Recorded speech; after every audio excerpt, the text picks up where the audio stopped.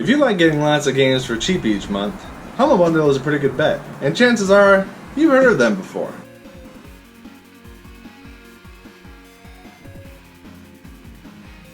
So what do you get with the bundle? You get 2 games you actually wanted, you get 2 games that are pretty dang good, you get 2 games that are fun for like 2 hours, and you get 2 games that are kinda like...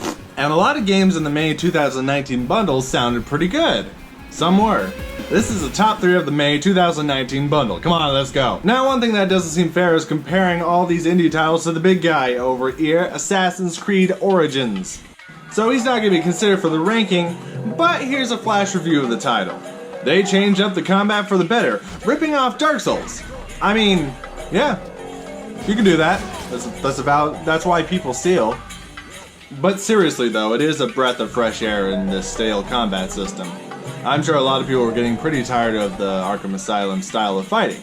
It's a new era, it's a time to make new mechanics, it's a time to try new things. And there's a good reason that Assassin's Creed did that, because they were dangerously close to getting stagnant. And they still might be. But the overall story... boring. Dull. Dull as sand. There's a lot of sand here. A lot of desert. I killed the dudes. Now, I thought that was all the dudes I was supposed to kill. Now you tell me I gotta kill more dudes, and those dudes over there, and those dudes back there on that block? By the time I'm done killing all these dudes, that's gonna be like so many dudes. The big boy out of the way, let's talk about some of the indie darlings that were added to this month's bundle. Finding Paradise. Now, let's be realistic here. I'm not gonna play all these games all the way through in the efforts of reviewing them. That's the perfect way of reviewing them. But I'm not going to do that for every Humble Bundle every month. Maybe this game has an amazing story hours in. The writing is kind of funny, but for what it is in an actual game, it's kind of limited. The graphic styles are a little bit lacking. It's a slow, uninteresting beginning though once you get past the first like 10 minutes. With the limited gameplay, it just doesn't compare to the other titles, even though the puzzles were kind of fun. I understand also that this is the second game in a series, but they market it as being a standalone game that can be enjoyed entirely on its own. I'm Not a Monster. Great idea, great execution in the tutorial, but some of the mechanics don't really play out very well in real time.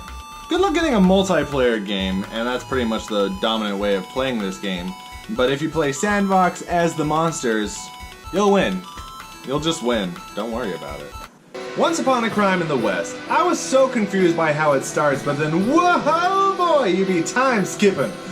But you have to listen to every little detail to really piece together the murder at the end of it all, because it's all a murder mystery that you unfortunately have been tasked with solving. Kinda because you're the only one that's not dead or with a knife in their eye. But I couldn't fast forward or rewind or replay any of the conversations that I had to pay very specific attention to. And in a game where you literally can jump throughout time, that infuriates me.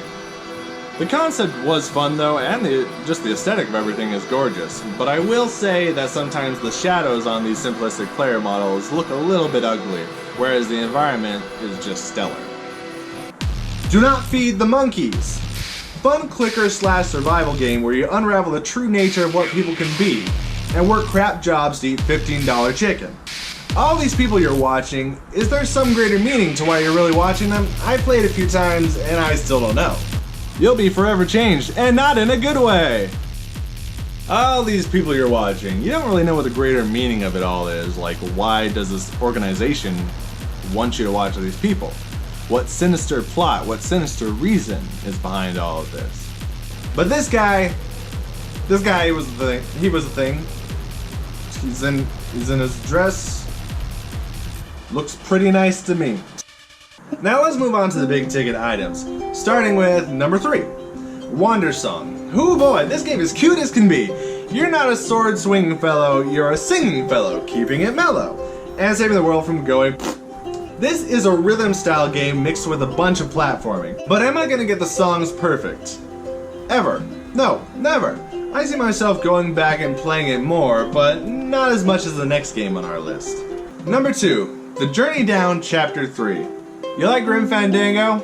You're gonna like this. The Journey Down Chapter 3 is a continuation in a series that I'm not very familiar with. I haven't heard of it at all before this Humble Bundle, and I thought when we actually started playing it, we would go in pretty blind. But to my satisfaction, it was a game that really did let you flow into it very easily, and it felt almost standalone in the experience that we started with. It has some very fun puzzles that are slightly just challenging enough to make you feel like you did accomplish something in the beginning, and I'm sure the further we get in, it's going to get far more complex, and I'll probably crack open one walkthrough at some point in all this. But I really did have a lot of fun with it. I think it's a good experience, and I think I'm probably going to look up the rest of the games in the series. And number 1, Monster Prom. Now, I know this is a popular game. I know picking this as number 1 could seem lazy. Well, it is. No, but seriously, this game is fantastic. There's not one thing I would change. Not one mechanic or portion of the layout I see as ill-fitting. It all feels like one person's vision. The art is cute, the voices are cute, the lines are preposterous, and that's exactly what America needs right now. The characters you can play as are just adorable, and the people you can date, fun tropes. Props to that princess that's pretty much just like a pink version of Pol Pot. Damien made me dumb, but good lord, is he hot dumb. But he rejected me. Now Damien Senpai will never murder me. There's even a multiplayer aspect that I haven't tried, but sounds like it'll really mix things up. There's so many endings, so many possibilities. It's the most ambitious dating sim I have ever seen, and you should just add it to your collection. Come on. There's so many possibilities and so many endings. I think there's something in the ballpark of like under 2,000 possible outcomes for this game, and that is just ridiculous considering all the other dating sims out there. And of course, a shout out to Beautiful Glitch Games for making such a wonderful game. Good job on winning this time around. So that was the May 2019 bundle, but fear not, there's many more months to come, and that means that my work is not quite done yet. Have you played any of these games? If so, why don't you tell me about them in the comments? Until next time, oh, mighty beard!